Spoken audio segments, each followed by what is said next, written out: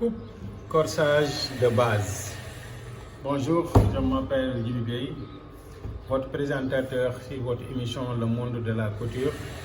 Nous y voici encore un nouveau numéro pour présenter comment tracer et couper sur le tissu un corsage de base suivi d'une robe qu'on va vous montrer, comment le plier à tissu, le traçage, la coupe, et vous allez bien comprendre d'après avoir tracé au tableau.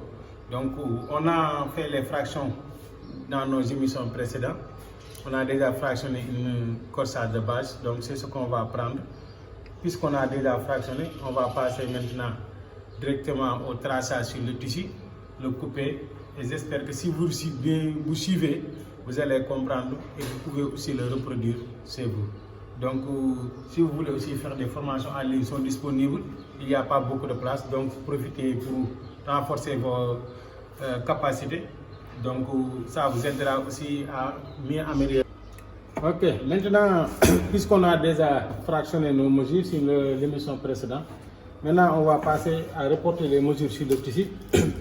Notre longueur devant était de 38 cm, on vient là, on marque 38. Ensuite, on trace pour une ligne qui peut faire des pointillés.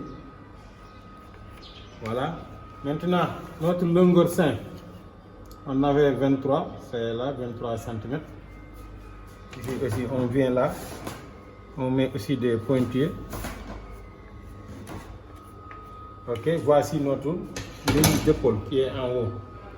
Maintenant, on va passer à notre cou. On avait fractionné, on avait 9 cm. Et notre profondeur cou, on avait 11 cm. Voilà. Maintenant, notre mesure d'épaule, on avait 20. On vous a dit que vous venez sur la ligne de poitrine, vous marquez aussi 20 cm. Et vous reliez les deux points pour avoir la ligne de carrure. Voici notre ligne d'épaule. Voilà. Maintenant, notre pente d'épaule, c'est de 2 cm, comme vous le voyez. Regardez bien, la pente d'épaule s'arrête au niveau du cou. Voilà, ici. Une pente d'épaule ne doit pas venir au niveau du cou. Maintenant, on avait notre carrure. Voilà, notre carrure était de 7 cm. On rentre à 2, comme on l'avait dit, c'est à 2 cm que vous allez rentrer votre profondeur de carrure. Maintenant, vous tracez la ligne qui passe de l'épaule au carrure et vous arrêtez là. Donc voici maintenant notre mesure de poitrine. Comme vous le constatez, on avait 28 cm. Voilà, 28 cm. Notre mesure de taille, on avait 27 cm. Maintenant, on va relier les deux points. Voilà, j'ai relié les deux points. Maintenant, puisque j'ai déjà terminé mes lignes droites avec la règle, je prends mon perroquet pour former les lignes arrondies. Voilà, ici, je vais former mon ligne arrondie pour mon émanchure. Voilà, vous avez bien regardé. Ici aussi, je vais former mon cou. Il faut bien poser le perroquet. Si vous n'arrivez pas à le poser, je vous ai dit que continuez à suivre. Dans les émissions qui vont venir, on va vous montrer comment former une forme arrondie avec des fractions. Voilà notre cou qui était de rond. Maintenant, notre cou derrière, on vous avait dit 3 cm. On vient là aussi. On prend notre perroquet, on trace 3 cm. Maintenant, ce que je vous avais dit dans l'émission précédente, que le corsage de base est la base de toutes les coutures de femmes. Maintenant, puisque c'est un courant, maintenant on a préféré, c'est une batte V qu'on va vous faire. On est obligé d'augmenter à 5 cm. Dans ce cas, on prend notre perroquet pour approfondir notre cou de devant. Regardez bien.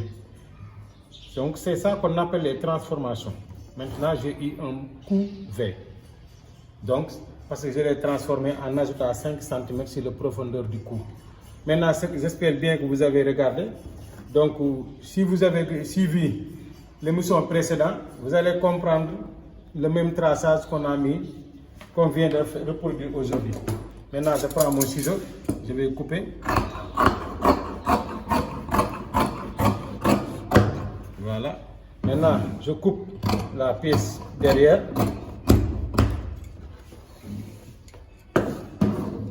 Je coupe comme ça.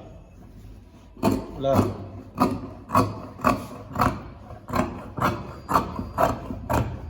Voilà. Je mets mon pente d'épaule. Et je prends mon pièce devant et je coupe mon cou. Voilà. Donc j'espère que vous avez bien regardé. J'ai fini de couper. Regardez, voici mon patte devant qui est là. Et voici mes deux pièces de derrière qui sont là. Donc j'espère que vous avez bien regardé. Donc je vais faire comme ça pour que vous puissiez bien regarder. Voici. Ok, vous avez bien regardé. Voici mon patte devant. Voici les deux pièces de derrière. Donc ça veut dire maintenant qu'on a coupé notre corsage de base avec une transformation de cou V.